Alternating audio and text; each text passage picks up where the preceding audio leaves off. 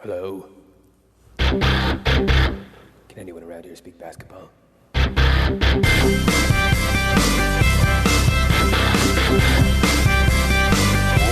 it is. It's the Confederacy of Dunks Basketball Podcast.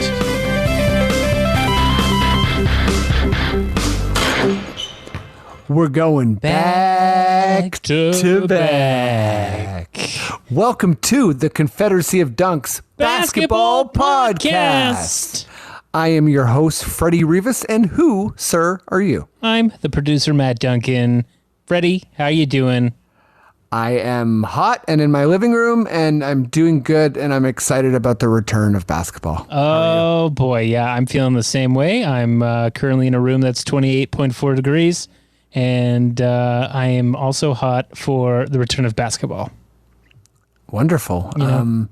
Let's give people the goods. If you're listening to this, you found us. Thank you so much. Thank you for finding us. Thank you. Yeah, that was great on your part. But, if you want to find us again, or if you want to share our info, what is that info and how do they do that, Matt? Well, you can go to our website, dunkspodcast.com. We have, an array of links there for you to click if you want to subscribe on your iTunes or Stitcher or Pocket Casts or Spotify.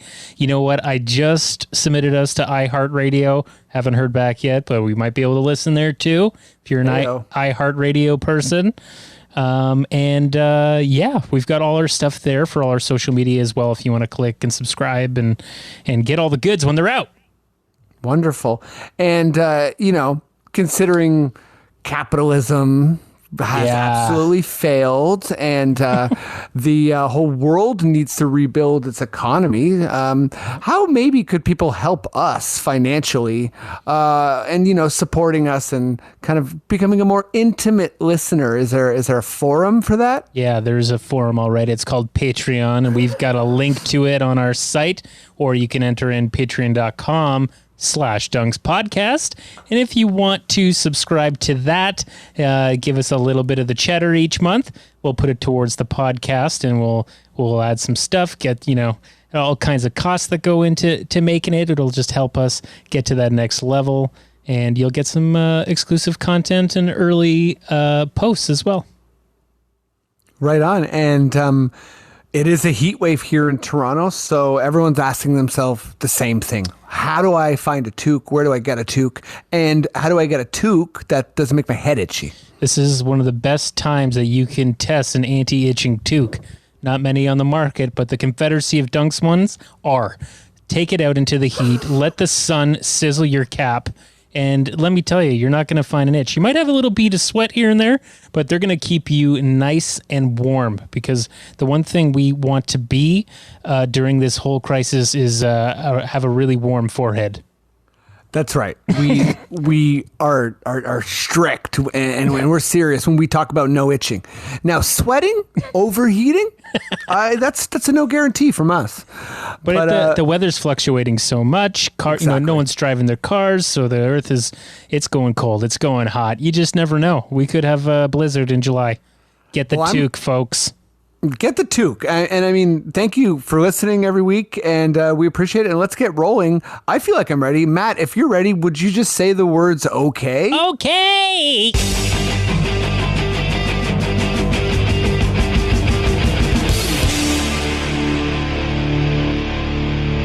Okay, let's get rocking here with guest number one. She recently started her own podcast. It's amazing. I'm sure she'll tell you all about it. She's also a frequent guest of this podcast. She's amazing. She's hilarious. She's an incredible writer. She's just an awesome person. Give it up at home for Cathryn Naiker.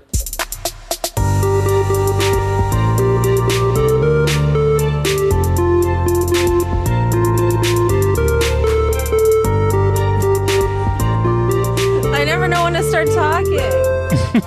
Me either. And this is really moody. The music's so cool, It's like so easy to get lost in the sting. It's a bit of a journey. Yeah. Yeah, like when it goes like do do do, I'm kind of like, oh my god, that's sad. Yeah, that's very introspective. Yeah. Are you doing okay? I'm doing well. How are you? I'm doing good. I'm kind of excited to speculate about some basketball stuff. But yeah, let's bring on guest number 2. He's amazing. He's the best basketball player I know in real life. He's hilarious. He does all forms of comedy. He'll tell you where to follow him and where to check him out. He's also obsessed with basketball, just like me. Give it up as loud as you can at home for Alan Shane Lewis.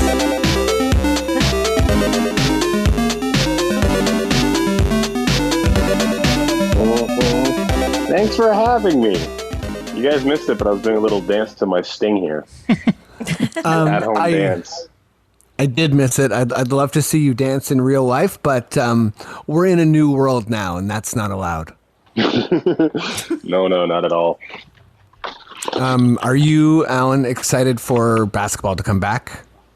Potentially, even though the season would have an asterisk. I'm excited to see it. Yeah, right. Let's not waste any more time, and let's get talking about our Raptors, which is really exciting because we're done this last dance phase and we're back into kind of Raptors speculation town. So, Matt, this feels pretty good to say, but if you got that Raptors sting, would you give it to me? Raptors fans.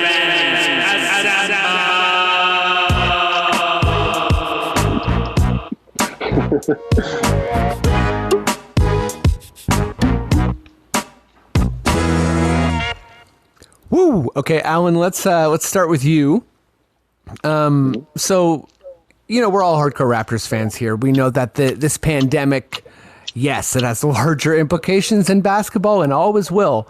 But for the sake of Raptors fans, let's look at it through the lens of Raptors fans and the Raptors themselves.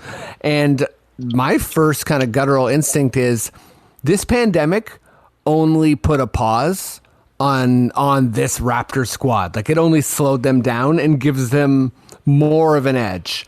And I feel like they're the perfect team to be just like viciously preparing in a lab every zone that you could ever think of against every team and every superstar possible. But yeah, there's so many different scenarios for who we might play if it comes back. I'm sure it's going to change very, on an hourly basis. But as it lines up right now, it seems like the most common scenarios are us playing the Grizzlies in a reseed and in a format where the NBA was reseeded. And if we stick to kind of the regular playoffs, it's likely that we would play the Brooklyn Nets. So, yeah, do you have a preference? At first, when I heard about the reseeding, I was like, no, I hate this because I kind of like the teams that we kind of had trajectory going wise in the East. But looking at it now, I'm like, yeah, hell yeah, bring on the Grizzlies, bring on the Nets. I think this is probably the easiest way for us to get to the finals and win and win, to be honest. And I think we'd also have to go through LeBron too to get to the finals, which I welcome, especially after a historic year like last year, where we did get to the finals, but we never actually quite got through LeBron. That thing that's been kind of on our shoulders for a very long time. So yeah, I'm for it. I'm for it this time around, and I think it's a fun way to kind of test out to see if this works for future seasons.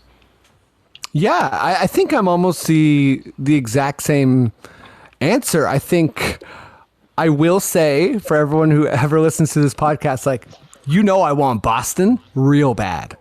And this brings us out of that bracket. And I do not believe that Boston team would even be a threat to make the finals. So it definitely, I think it takes them out of harm's way. And that's obviously an insanely cocky thing to say and probably is a bit too much. But I'd love the Grizzlies. That would be so exciting. I'd feel bad for what we'd have to do to JV. But other than that, I'd enjoy the hell out of that series. And Marc Gasol, it would be strange for him, right? Playing the Grizzlies, in a pandemic scenario. But Yeah. What about you, Cathryn? Where are you? Do you kind of like? Would you prefer to play the Brooklyn Nets with also? There's a workout video of Kyrie. All the KD stuff is good. It's he's not coming back. Come on. But Kyrie, I think he's flirting with the idea. Well, okay. First of all, I'm very pro reseeding. I'm very pro the 1 through 16 reseeding because I just feel like, look, this is the time to experiment. This is the time to like see if something like this works, right? So it's like we might as well just like go for it. And of course, I would rather face the Memphis Grizzlies in the first round over the Nets because like a lot of people are like, oh, like KD's not coming back. KD's not coming back. But if we're not playing until July, which it seems like if we're going to at all, July would be the time. That's more than a year since the Achilles, and like he could come back. And like I know, Freddie, you're not as big into like narratives as I am, but to me, I'm like revenge narratives are very powerful, and I feel like Kevin Durant would like. I almost feel like he'd be more motivated to play if he knew he was facing Toronto. You know what I mean? Like, I think if we were coming back and playing in the month of June or earlier, there's like no way he'd risk it. But July, I feel like that opens up the conversation a bit more. And, to Alan's point about facing LeBron, would we not face the Lakers in the finals, or you're thinking we would face them before the finals and then we'd face the Clippers in the finals? So I just busted in out our this, fantasy. In our fantasy, we make it all the way to the finals. In the sweet kind of like in this the 16 bracket. Yeah, I mean, I know I put the cart before the horse there a little bit, but. Oh no, it's all good. But what I'm saying though is I think that if like in this kind of like reseeding, if we played the Grizzlies and like in the conference finals, we would have to play like if we let's say we beat the Grizzlies, we have to play the winner of the Pacers and the Nuggets. Let's say we beat them, right? Yeah. We would have to play one of the Rockets, the Jazz, the Lakers, or the Nets. So under your scenario of like narratives, I think that if the Nets have to play the Lakers, KD would probably want to play LeBron pretty bad. Yeah. And then also, if they somehow beat the Lakers and we had to play the Nets in the conference finals, then KD, like I feel like he'd more likely come back, Right. I really don't even know what I'm saying because we're just wildly speculating about. This is wild, but this is fun. This is what you do right now. Yeah, this is good times. Yeah, I mean, I love the idea of facing the Lakers in the playoffs. I don't even care what round it is. Aside from like what Alan was saying, just like getting past LeBron and like how huge that would be. But also like we did win that one game against the Lakers this past regular season in LA. And like they definitely had no idea who like Chris Boucher was. His name wasn't on any of their scouting reports. And he like dunks on LeBron and they're just like, who is this guy? And it's like so I mean it was like my favorite moment last season. I loved it. I want to see more of that. It was amazing, and my brother and sister-in-law were at that game, and they almost got beat up by Lakers fans because they were being so obnoxious. Oh my gosh, that's crazy. A Lakers fan went right up to them when they were sitting because Miguel kept going, Boucher. And this guy came up to him and he's like, yeah, you better stop. And his wife was jokingly like, oh, I'm pregnant. And then the guy, like his facial expression didn't change. And he's like, oh my God. Yeah, you better stop. But I think the Lakers, they're the perfect type of franchise where, all that fervor, all that like humiliation of losing, like after, Kobe left, like that really kind of a gross era. Mm-hmm. It's really kind of like that emboldened behavior. It's like, no, we're back at our rightful place. So I think that game in particular, like a squad that was basically just outworking them, beating them in their home court in the fourth quarter it was a huge game. Obviously the Dallas, come back and there's a lot of contenders for best game, but I think that Lakers game is one for sure. Yeah, I mean, obviously, I think the Dallas comeback game was like our best like moment of this season. But I just personally, that dunk was just everything. And then in the post game presser, this is like a bit of an aside. Like, watch that Chris Boucher post game presser. Like it's like the cameras are on him. It's like the first time that's ever happened to this guy, and he's just like, I'll never forget that for the rest of my life. Well, and it's like, it's really sweet. It's really endearing. If you think about a guy like Boucher, he's been alongside Fred and Norm and Pascal and, Miller, who also has, he's never really had his breakout moment. But Miller was, I think he was a part of that Dallas comeback, that zone. But like, Boucher's worked so hard for such a long time. So a game like that, like, he might never, he's not going to become a starter. So every player's arc is a bit different. So if you think about Boucher, like, that might be his Rudy game. You know what I mean? That might be he blocked LeBron hard. Yeah. Like, he can say that for the rest of his life. Like, I was in a game, we won in Staples Center. It was LeBron and AD, and I blocked the shit out of him. Yeah. That's crazy. Yeah.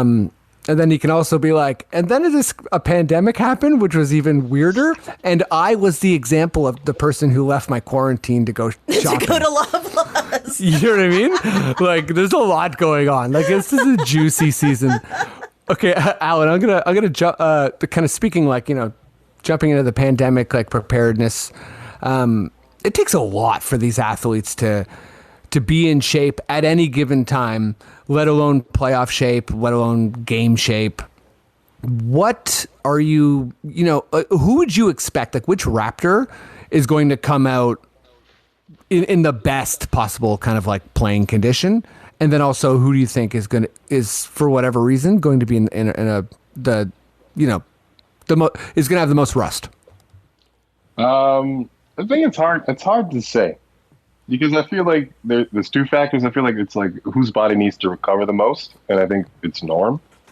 But does Norm have kind of the drive and focus to kind of keep up with the workout regimen because like it's easy once you start like feeling better, you don't necessarily want to move that much. You kind of just want to relax and give your body a break. So I don't know if he's really in tip-top shape.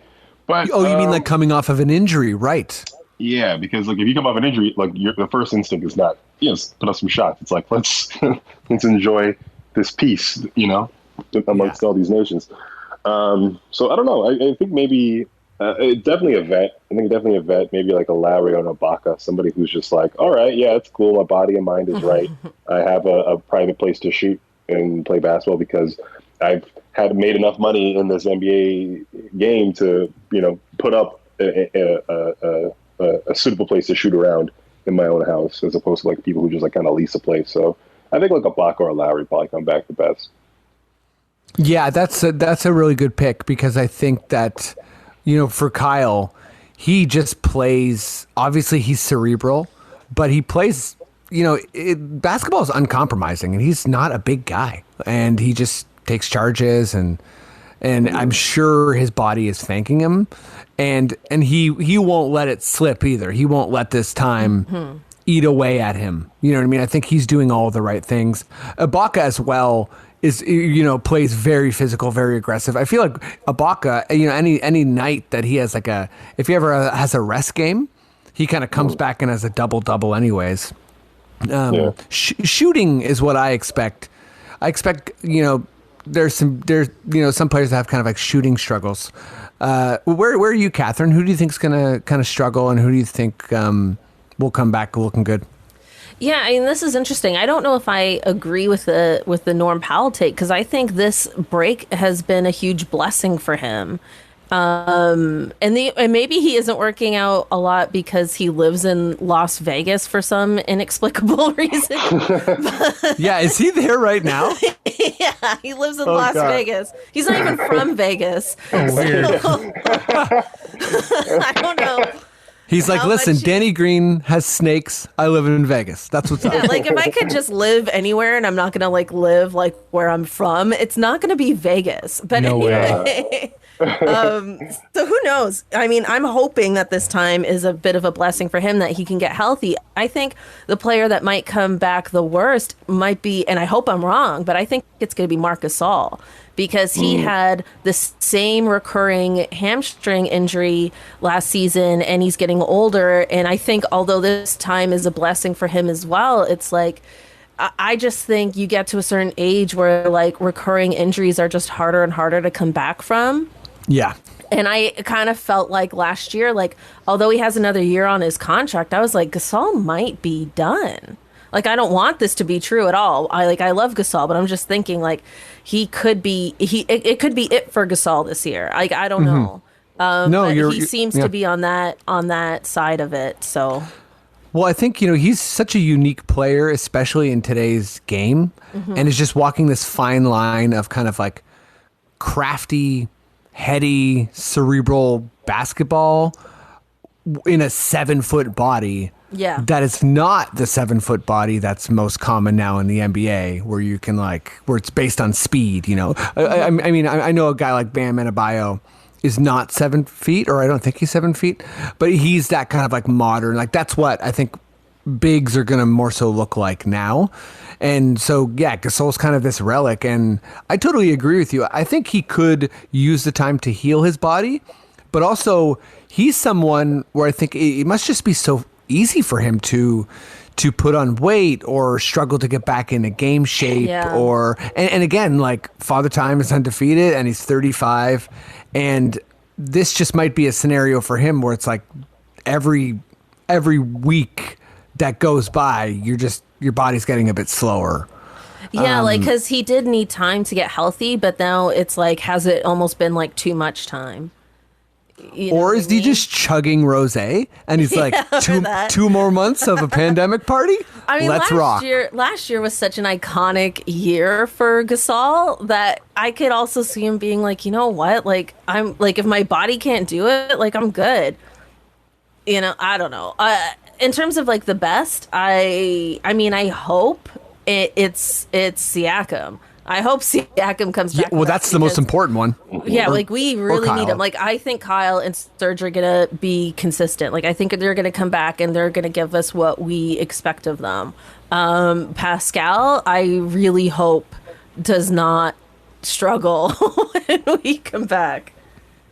I mean, if he because I think that you kind of hit on what I'm most nervous about, and I think that this team struggled on offense this year, at the best of times, and kind of emerged as like an extremely elite, versatile, arguably best defensive team in the NBA. But offense, we were never there. We're never top 5. We're not really. We're just not that team this year, and we don't really have the weapons or efficient scoring. So, yeah, Pascal clicking and scoring easy is beyond important for the success of this team. I think particularly as we get past the Grizzlies and the Nets. Yes, I'm being a bit cocky, but this team, we're going back to back. Come on now. Back to back. And yeah, that's right, Matt. Matt's got the whispering back to back down pat. If you little need to improv sting, Matt. That's right. If you need to hear a man whisper back to back, trust me, I know a guy. Okay, let's move on to the next segment. Alan, you've been through this before, but Cathryn, it's going to be a first time for you. I hope you enjoy it. Matt, if you have any inspirational music, I'd really appreciate it. Yes, Freddie, I'd love to give you some inspirational music. Would you like that? I'd love it very much. Oh my God, I like how official Matt was there. Feels like I'm being like I'm being seen. Okay. When this pandemic started, I needed an escape. And that escape, of course, was going to be basketball related. So I created a player, Federico Rivas. And I was so bad at the early part of the game that lucky for me, I got drafted by the Toronto Raptors. I was the worst at the draft combine, and I got, the Raptors won the championship. So there I was. Well, how am I doing, you might ask? It's game 71. I'm playing into the future, of course. I have 18 points, 3 rebounds, and 9 assists. Second in the league in assists now. Whoa. 51% from the field and 34% from 3. David Aldridge is the courtside interviewer, and I think he's gradually getting more angry at my cockiness. I'll update you there, but Aldridge, he hasn't smiled at me for a bit. The Raptors are 46 and 26 with me at third in the East. So, we're a bit worse than the Raptors, than the real Raptors percentage-wise, but we're closing the gap. Now, last 2 things here. My player dove for a loose ball, and I've been trying to do that all season. It was really cool, except that my player kind of dove the wrong direction and took a really long time to get up. And the other team did this like elaborate. It was the Lakers. There was like a bunch of like a triple alley-oop. So that was frustrating. But I was happy that I dove.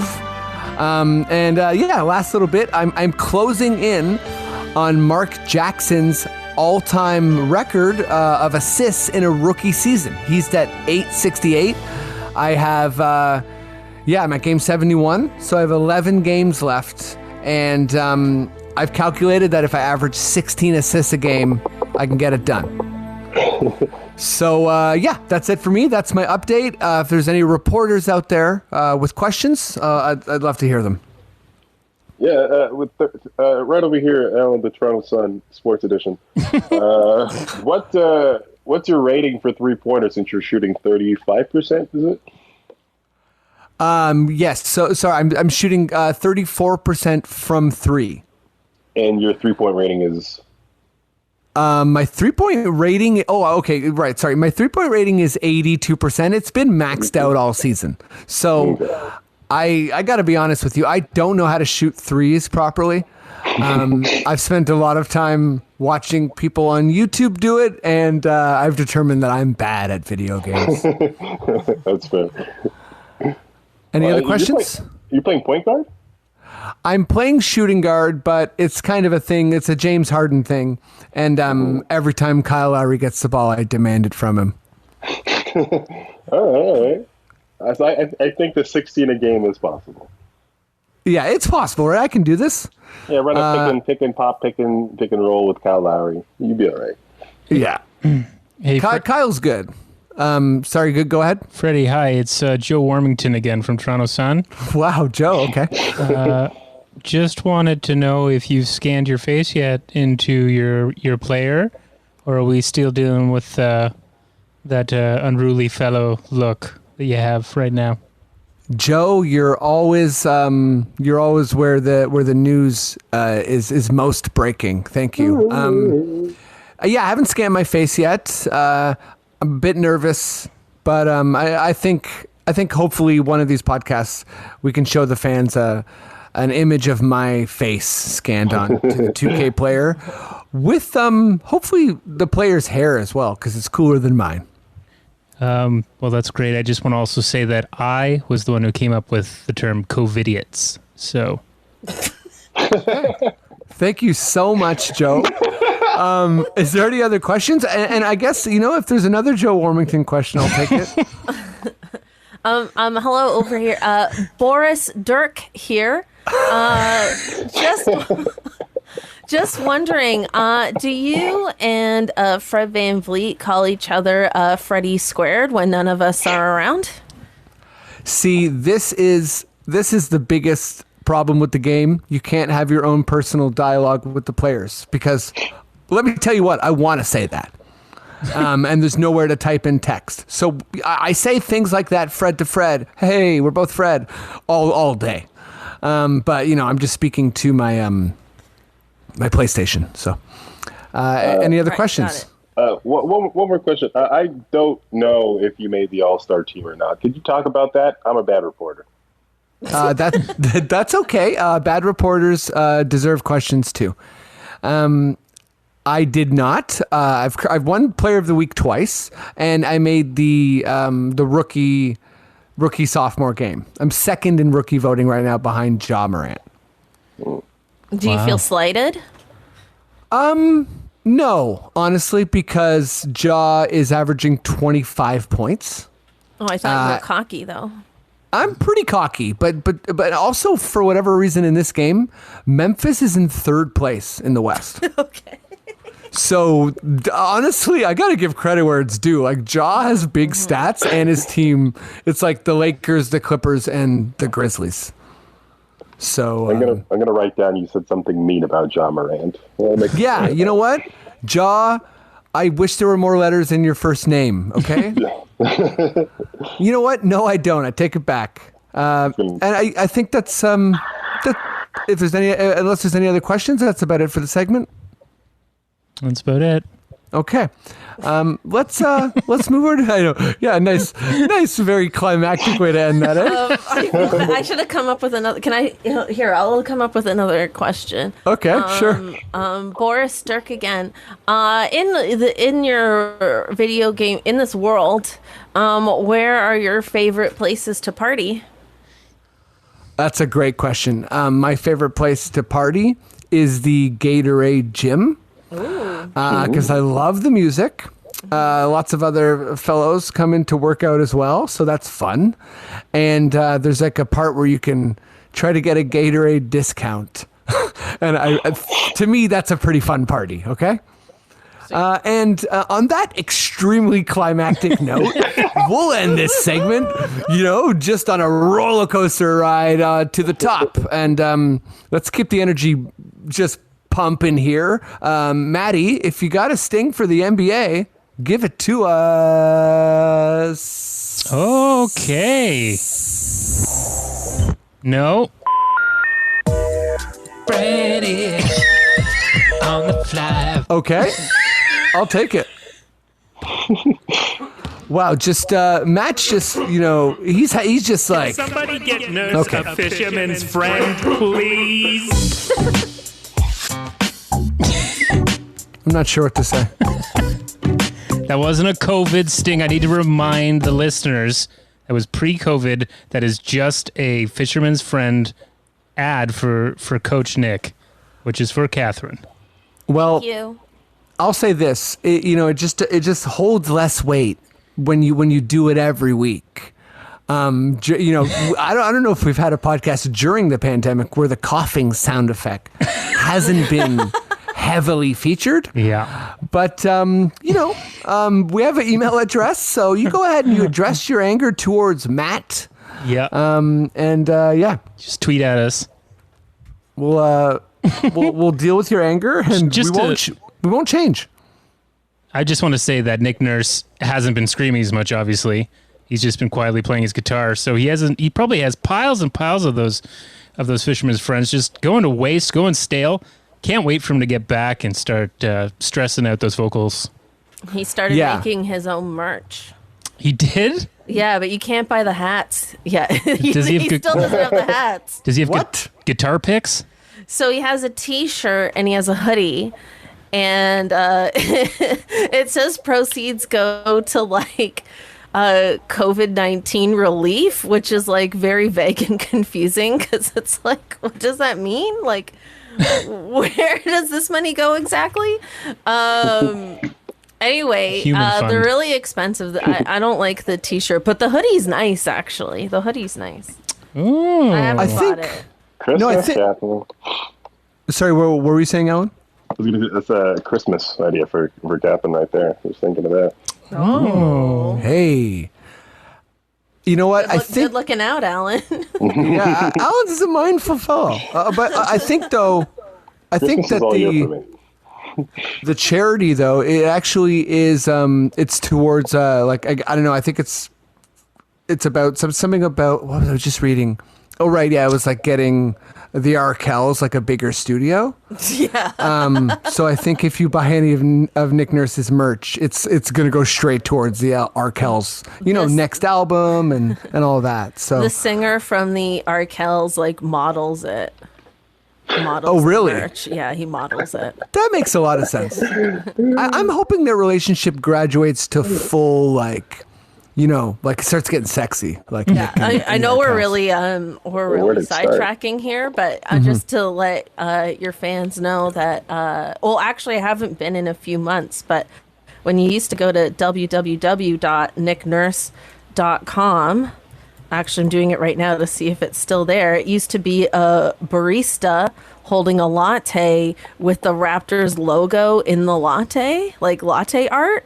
Oh, yeah, it's still there. Oh, it's still there, baby. Yeah. A little latte, Nick Nurse. Anyway, just So I wait, feel like Nick- people need to know. People need to know that that's his website. Okay, that really makes me think that we need to buy whichever Raptor doesn't have their own website. Like, we need to buy chrisboucher.com right now. Yeah. O'SheaBrissett.com. Yeah, oh my God, that's the one. O'Shea would email us and he'd be like, guys. I'm like, come on, I live near you. Please don't. Okay, let's talk some NBA. Cathryn, I'm going to start with you. Yes. I'm not sure how familiar you are with all of the different scenarios. There's so many. There's probably, new scenarios to, whoever's listening to this podcast, it's going to be on the 27th. So there's probably even, newer scenarios that I don't know of yet. But it seems to me like they're entertaining the idea of kind of like of group, like World Cup style, almost like soccer kind of like group play to get people into a better, I guess, shape before the playoffs or the first round. They're entertaining going straight to the first round, straight to the playoffs, and then they're also entertaining kind of reseeding. So I know we already talked about reseeding, but I'm just talking about like what do you think is like? Well, we're not health experts. We're just speculating here, so let's not worry about that. Like from an entertainment perspective, what do you want the most? Like, would you like to see a play-in? Would you like to see group stage? Do you think it's important to finish out the regular season? Like, just as a fan, what do you want? I mean, I don't think it's important to finish out the regular season, all things considered, but at the same time, like, we're not the New Orleans Pelicans or, you know what I mean? Right, A team that yeah. had sort of more at stake with the last part of the regular season that we've missed. I think in terms of like all this like group play, like, of course, like if it happened, like I'd tune in, but I don't think just as a fan, it's as important. I think that's more important for the players just to have a few like real game sort of reps under their belt. But like even I'm not sure with this with that scenario, would that count in terms of like the playoff ranking, or is the playoff ranking like set? Do you know, or they haven't decided yet? Are you talking about the group stage? Yeah. Yeah, I think the group stage and the play-in are kind of, in the same tree or the same branch of an idea, which is, it serves the purpose of kind of like getting the players some run before the games are matter like more. That's more important for them than it is for us as fans. Right, but also, to your point, if you're a Pelicans fan, you're like, absolutely not. Give me a chance to have Zion in the playoffs. Right. Like we were going there, or like I'm sure if you'd be confident, right? And then I think it also, like, playing a group stage or a play-in also kind of gives the teams that are like that are like 8 and 7. It gives them like it seems unfair to them, but also at the same time it gives them a mini kind of like leg up for, like, if the Raptors' first game is against a team that has played a couple games already, then that could be like a Then mini that's leg a up. disadvantage, yeah. Yeah, so getting it fair and doing it well, I think is going to be tough. But Alan, where are you at as far as kind of like play in and all these different options? See, I don't know. I don't know what I want from all this. Like, I do kind of want to see them maybe get some runs in, because like they're going to be isolated anyways, right?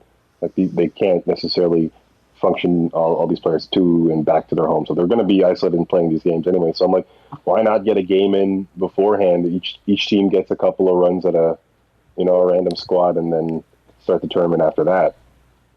And maybe treat it like I don't know. I see it's such an odd time, because once again I feel like there's definitely an asterisk on this season, regardless of how you do it. I don't think the champion's going to feel like the champion. I think they're going to feel like the champion of this new thing. So maybe this is a new thing, and we do a World Cup style couple, each different group stages, and you play each one, and then you go into a tournament from there.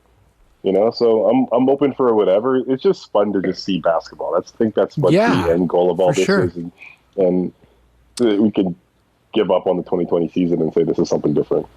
Freddie, yeah. Sorry, I just wanted to ask you something quickly. As a season seat holder, have you heard anything on how they're dealing with your tickets or what? Like, is there any info on that? Yeah, so my brother got an email. It's something to the effect of like they need to, and this is why these announcements are so important.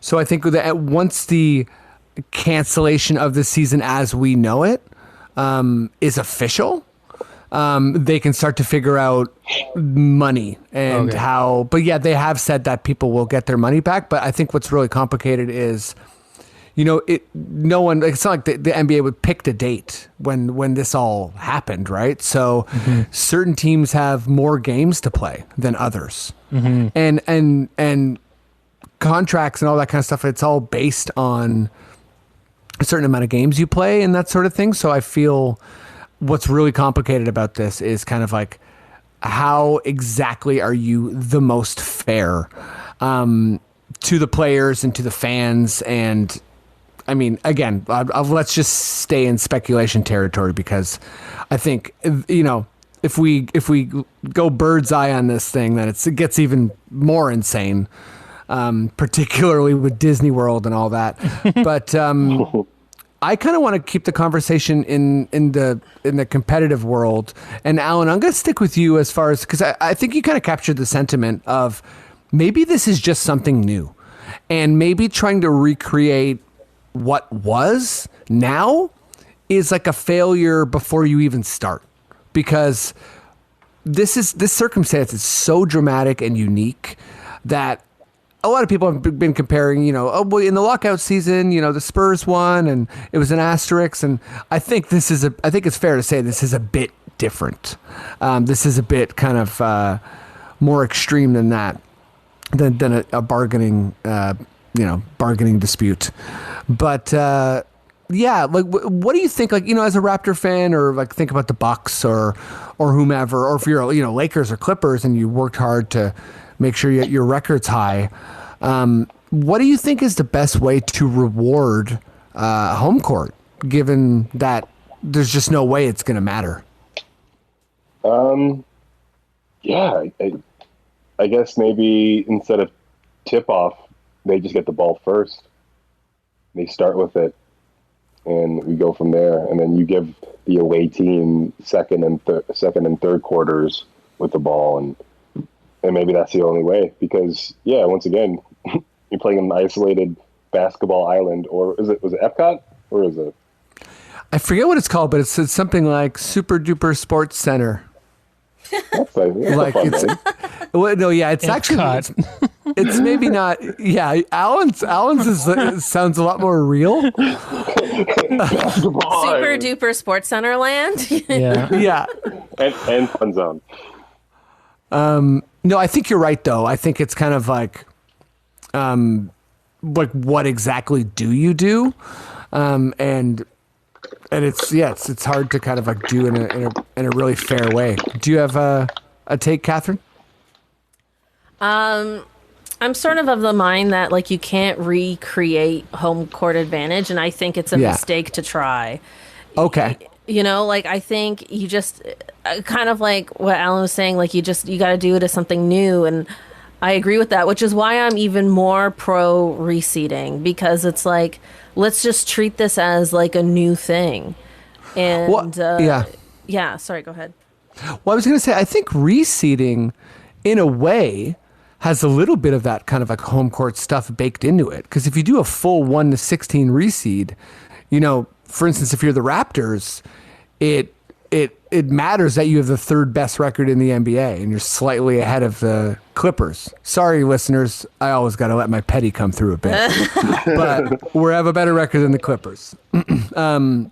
And no, and I think that does matter, right? And that matters further down the line. Like if you're, let's say, Oklahoma City or something, and you have better records than the last two teams in the East, that should matter to you, right? Like you should have a bit of an easier time. So, and I think I like Alan's idea as, the kind of like getting rid of the tip, because if you just give the team the ball, like it's not like you're giving them a point. Like it's a gentle kind of. I don't think it's a bad idea. I think it's such a small consolation. Right. Yeah, it's not the same as like Kawhi having playing in Toronto for Game 7. Exactly. I'm like, yeah, of course, like by all means give them the opening tip, but it's like, okay, like it's just I mean, I don't know. I don't have answers. But I'll say this, like I thought when the NBA came out with like the new All-Star stuff, it was going to be total BS and it was going to be stupid. And then it turned out to be really great. So I feel like I really trust Adam Silver, like even more than I did before. And I already did trust him generally. But I think like whatever the NBA comes up with, even if I am skeptical, like I'm more likely to just kind of go along with it. Mm-hmm. Oh yeah, I'm speculating for the sake of a podcast, but I will be watching every game. I didn't mean to undermine the entire process. Yeah, how dare you devalue what we are doing, Cathryn? But like for sure. There's no form. Let's just say this: I'm one of the people who watched the horse competition. Okay, so whatever the NBA trots out, I will be eating up for sure. Me too, except for those live things. I can't watch those Instagram live videos. Wait, what are those? Or they just have like a player take over the Instagram and they talk to someone, and it's just, I don't know what the point of it is. Oh yeah, I'm good on that. I'll pass on interviews. You know what I mean? What I won't pass on is like any actual basketball. You got to think of it a little differently, guys. We have an opportunity to orchestrate those arenas, get somebody in who can simulate the crowd noise. Do you know what I mean? So the home team gets the cheering. Oh. And then behind the net for the opposing team, the visiting team, clown mirrors in the stands. Like fake noise? Well, yeah, if that's you know what I mean, like a laugh Matt, this is genius. Everyone's already talking about the Bundesliga in Germany, I think the Premiership maybe as well, are pumping in fake noise. But yeah, we got Disney. You know what I mean? Disney. Like, it should be like Jaws every time the other guys have the ball. And then whatever, like I already made an E.T. joke, but like inspirational E.T. music if someone's like on a breakaway. Like the home guys. The mechanical jaws behind the away team's back. Oh, yeah. As you shoot free throws, and this little pop-up comes back down. Okay, yes. I'm sorry. Alan's idea is way better. Mine was just the sound, but you're thinking like full animatronic, like it's a bit scary. Bring it on home. You know what would be cool, and this is like kind of scary, like futuristic stuff, but they could do it, is if they could broadcast the game, but then also create a VR experience. So you wear a VR headset and it's like you're in the arena and you pay like old school, like pay-per-view, like to do that. There actually was somebody who did that. I think it's like Hulu. Oh yeah, yeah. Like I think this is the kind of thing that's like sort of already in the works, but that's a way to sort of make up for in audience revenue. Like you couldn't charge the same amount of money for an actual ticket, but you could charge like $40-$50 to have this like VR experience. You should be able to design your own crowd. Yeah, and then I think like even if the players like we're not actually there, like they know we're like invested on that level. Mm-hmm. I'm just saying my crowd will look a lot like medieval times. Like regard. Yeah, that looks like a Game of Thrones extra. Yeah, like just like a chicken thigh and a mug full of like flat Pepsi. You know what I mean? That's my shit. Flattest Pepsi. And they always give you like tomato soup for some reason. too? Have you noticed that? Is that just me? Yeah. The one time I Medieval went to times. Medieval times is wonderful. My little brother Thomas used to work there, and I always have to tell everyone who will listen to this that he said quite often during the show, the falconer, the person who would bring out the falcon, would lose the falcon because it would just fly up to the rafters and stay there the whole show. So I really enjoy that quite a bit, that the falcon, like, they need it, you know what I mean? So they got to keep like feeding it, but it didn't really like cooperate too much. I just wanted to see a free show. I get it. Yeah, exactly. Like, poor falcon. Matt, let's we've been living in the past a little bit because of The Last Dance, but I think these drafts from the past have been too fun. So will you please walk us through whatever draft you went deep on this week? I decided to go back to the time of your birth, the 1986 draft. Let's go back to 1986. What was going on? Oh, here we go. He really sells his own effects, you know? Ooh, it's getting kind of hot here. What is going on, 86? Okay, well, we had the Chernobyl meltdown. That must be where the heat's coming from. Oh, my God.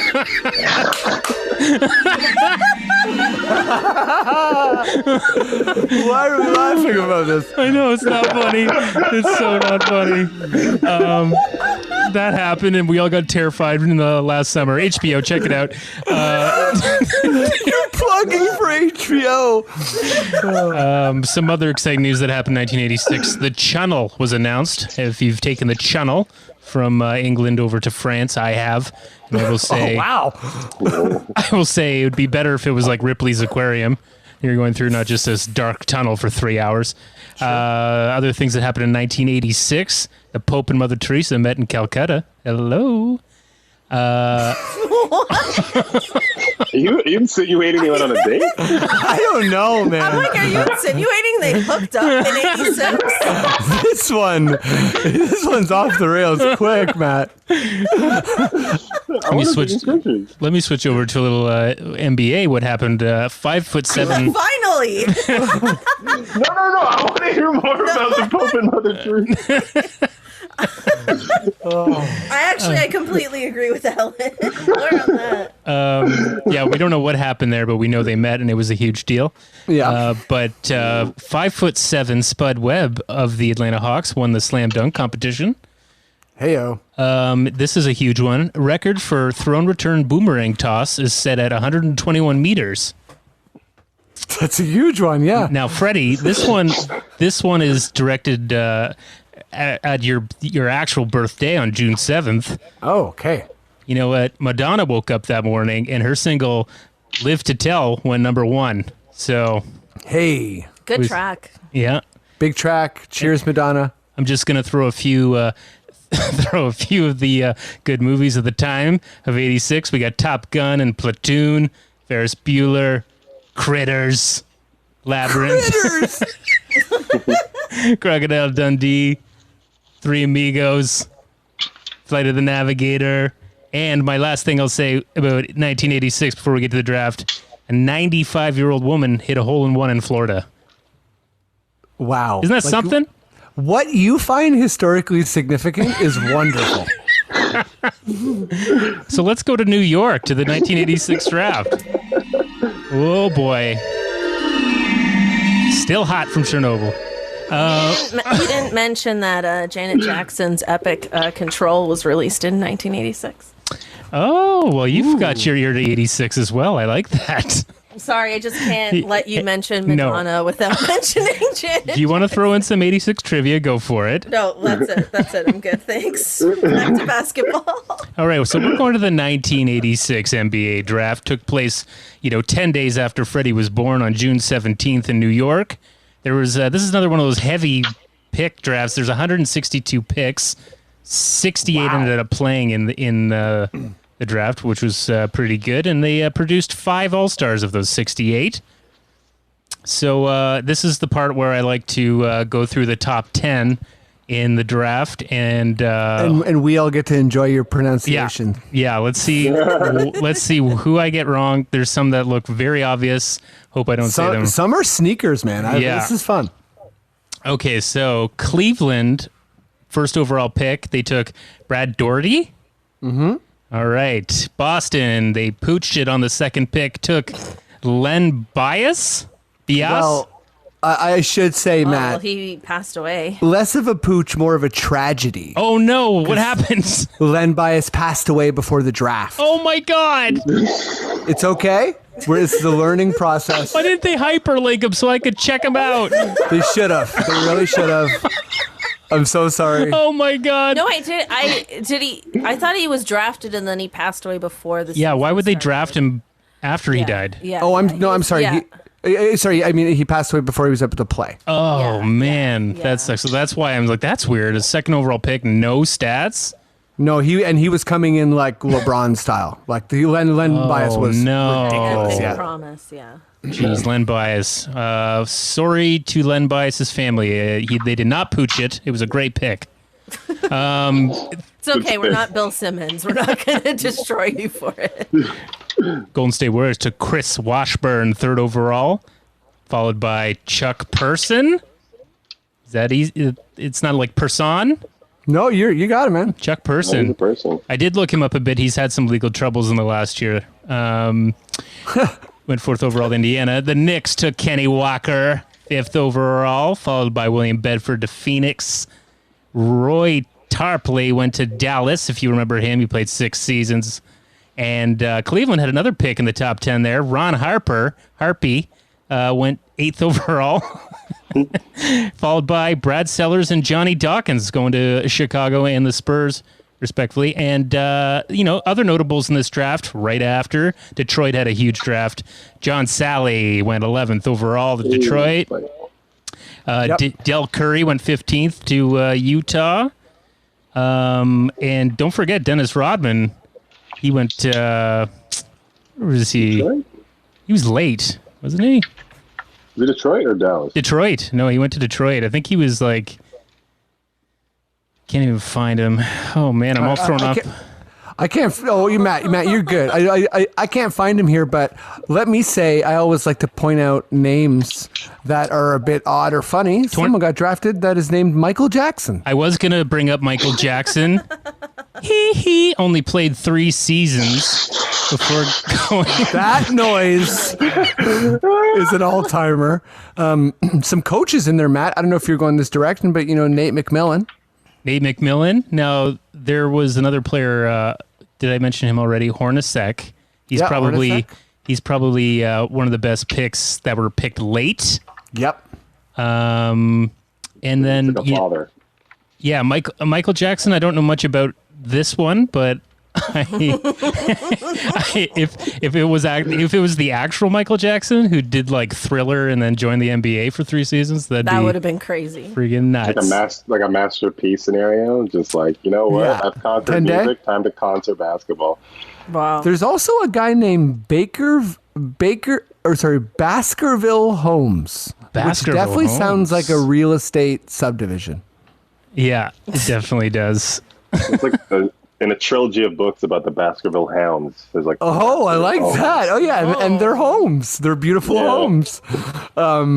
It's a rich universe. But, Matt, I jumped in with my funny names here. That's okay, because I was just about to get to a little trivia to sum this draft up before we get back to 2020. Okay, so I'm just going to ask each of you one question. The first one, fairly easy question to ask. Multiple choice. I'll give you 3 picks. Who has the most points in this draft class? Is it Del Curry, Chuck Person, or Jeff Hornacek? Is this for all of us? No, this is for Cathryn. Oh, I'm going to go Hornacek. That is correct. Ooh, nice. Jeff Hornacek, 46th overall pick by Phoenix. That's he seems to be the one that leads in a lot of categories. Top pick, I would say. 15,659 points, followed by Ron Harper, who had just under 14,000. Freddie, this question's for you. Okay, here we go. Of the 3 top boardsmen in the draft, now, do you refer to a boardsman's, do you call those who like rebounds boardsmen? I do now. Okay. Yeah, since I heard you say that, that's what I do now, yeah. Oh, okay. So of the top 3 boardsmen in the draft, who was the only one not to hit over 10,000 points? Was it Rodman? Was it Doherty or Chuck Person? Ooh, that's a good one. Let me go Doherty. Oh, it was Person? No, it was Dennis Rodman. What? Yeah. Oh. Yeah. Oh, he Dennis- must have. Yeah, because he got drafted, I think, when he was a bit older than people realize, and maybe just didn't play that long. He That's had so wild many to me. games Well- where he just had like no points and like 13 rebounds. Yeah. Yeah, well, like Doherty played 8 seasons. Dennis played 14, but Dennis only had. I love how I'm calling him Dennis. He only had 6,600 points, and the other 2 guys had 10,000 and 13,000 or more. Wow. Chuck Person Wait. had a lot of points. I'm an idiot. I thought you said rebounds. Oh no, yeah, no. Dennis was the top rebounder by a long shot. Oh, Yeah. okay. I meant points of the top 3 boardsmen. Oh, okay. Sorry. Yeah. Did you screw that Honestly, up? I am going to lash myself on the back so hard when the pod's done. All right, this last question's for Alan, and then we're going to get back to that wonderful time of 2020. Alan, when did Steph Curry surpass his dad's record for game starts? Season 5 of his career, season 4 of his career, or season 2?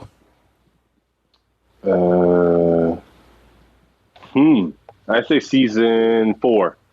Bit of a tricky one, but Del Curry wasn't really much of a starter. He only started 99 of 1,083 games. So Steph Curry passed his dad in season 2 playing for the Warriors. But he still managed to be 5th all time in that draft class for points. So hats off to Mr. Del Curry. And just as a reminder, Steph has only not started in 6 games of his career. Really? Yeah. I thought maybe with the Monte Ellis years, he was coming off the bench. No, I think even when he played, I think the most in one season he started was like 21 or 25 games or something like that. But most of the time he was coming off the bench. Yeah. Well, and before we leave this draft, we gotta do a quick salute to Mark Price. Who's, Mark Price.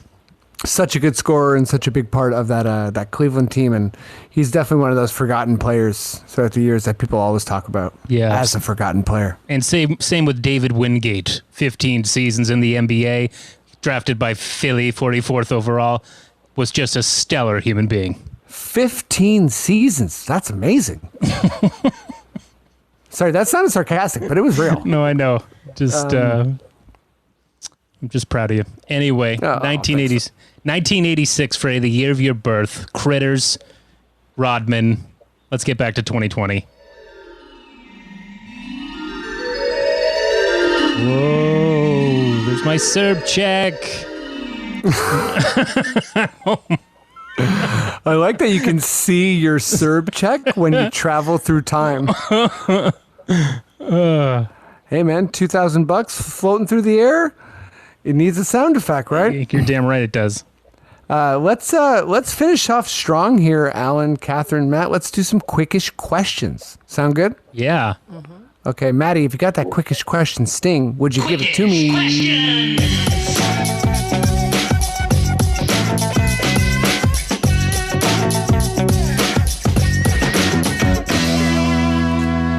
Ba-da-da-ba-da-dow. Okay, you guys know how this works. There's not many questions today, so let's just dive right into it and let's get cracking. Let's go, Catherine, Alan, Matt. Okay. Catherine. Who would win a basketball tournament composed of characters from The Wire? The Cops, the Barksdale Crew, the Dock Workers, Marlowe's Gang, or Prop Joe's East Side Crew? Well, definitely not the cops. Definitely not. Not those them. cops. Yeah, that would be like a pretty soft pick on your part. Let's go Barksdale Crew. Okay, I like Yeah, it. I like that. Barksdale could jump. And Alan. Can I just say I've never actually seen The Wire? I'm just gonna put that information out into the universe. Well, you've got the time now. I was actually going to say now's not the time. You probably have like other stuff to do, I'm assuming. I honestly do not. No, yeah, for sure. Watch that right now. But okay, Alan, this is the question number 2.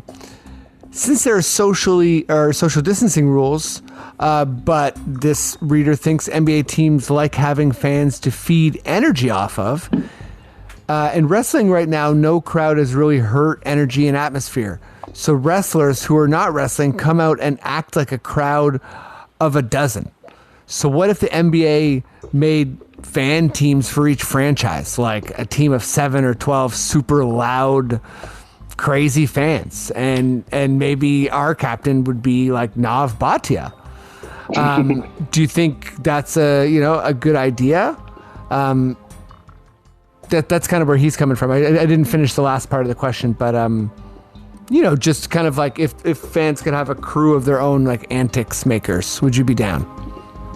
If I'm selected, I'd be down. If I'm not selected, I think it's silly, and I don't see a place in it in today's NBA. Ooh, I like that. I like how, you empathize, you understand. If it's you, if it's not you, absolutely not. Should be illegal. Yeah, it should be. If you didn't pick me, I don't want to see it. You get my vote, Alan. Okay, Matt. Yeah. This one's coming for you. What Toronto Raptor would be most effective in 1958 basketball, taking into account the dribbling rules that were in effect those days?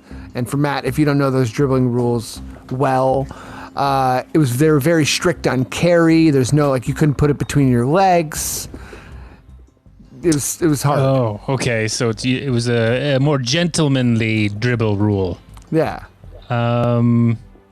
I think that I want to put like an Irish hat on Fred Van Vliet, and I think that he would be. I think he would be very accommodating to the rules of the time. Okay, I'll accept that answer. And this last question is an all play. Cathryn, you get the first crack at it. Okay. At the tender age of 12 months old, where does Fred Van Vliet Jr. rank in the all-time greatest Raptors? Wow. Let's rank. I don't know why I was like, let's rank him number 4. I don't know why. Wow. Wow. 4. Is that above his dad? Yeah, is that above his dad? Yeah, I think it would be. Okay, Alan.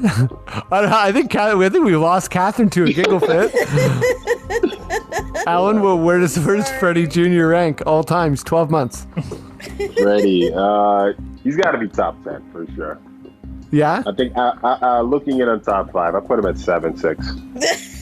Okay, all right. And Matt, where do you rank Fred Jr. all time?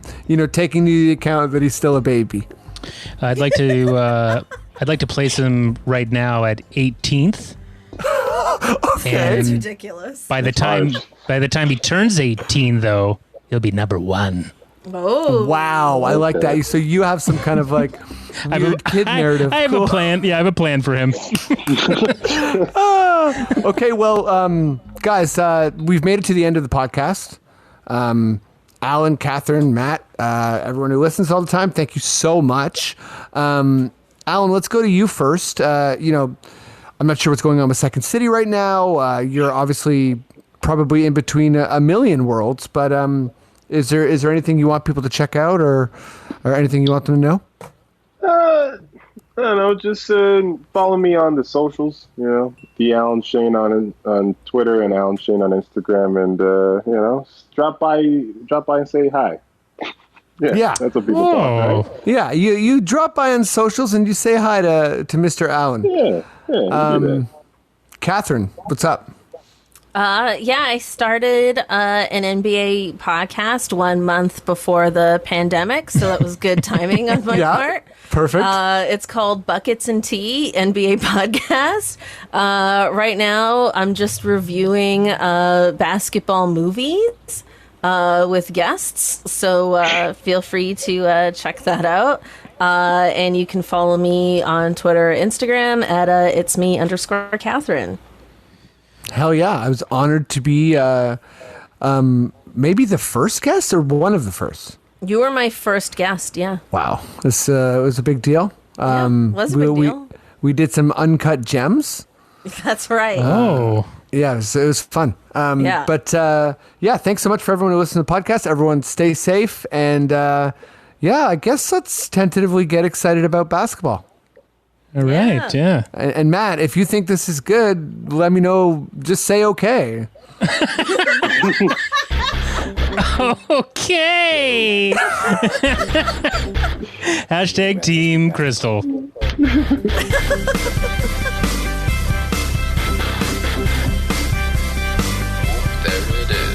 It's the Confederacy of Dunks Basketball Podcast.